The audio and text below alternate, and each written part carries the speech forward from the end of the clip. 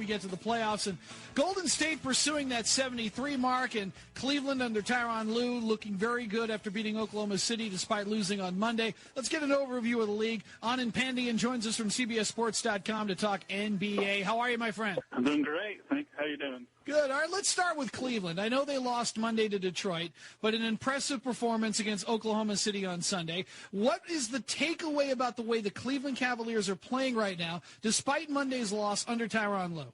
Yeah, I think tonight was just a bit of fatigue. Tyronn Lue actually talked about it after the game. He kind of regretted not resting LeBron. But yeah, last night, yesterday afternoon, I guess, they played really well against the Thunder. Kevin Love was super aggressive, and LeBron was doing great, just facilitating offense and setting his teammates up. But it was a solid win for them, especially since Kyrie left early.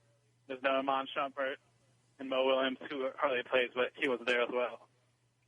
In terms of the way the Cavaliers are looking differently under Lue, is there a really huge noticeable difference, or is it just, change of management sometimes leads to better things? Well, I know he's trying to push the pace, have them play a little faster on offense, but I think it's just a whole kind of change of attitude and culture.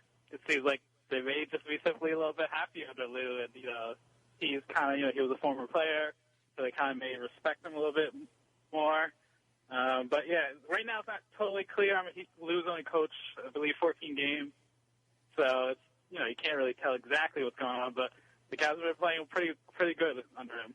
If you're looking at the Eastern Conference right now, and I know we have a little bit of ways to go, and injuries certainly can play a part of this, but how much of a threat is Toronto in that Eastern Conference to the Cavaliers' throne right now? I don't know. Toronto, for the last couple of years, they've always been that team that looked really good during the regular season.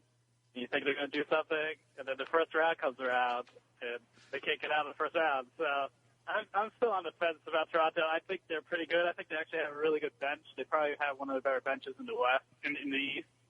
But man, they got to get out of the first round. Then we can start talking about the Raptors and see what they can do.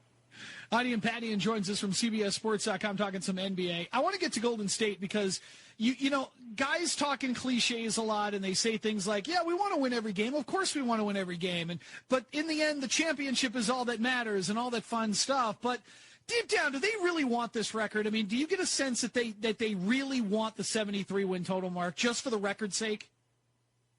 I think they do. I mean, that's basically all they've been saying since, they went on a historic win streak to start the season. I mean, during All-Star break, I believe both Steph and Klay Thompson talked about getting to 73. Tonight, when they beat the Hawks, and they became the fastest team in NBA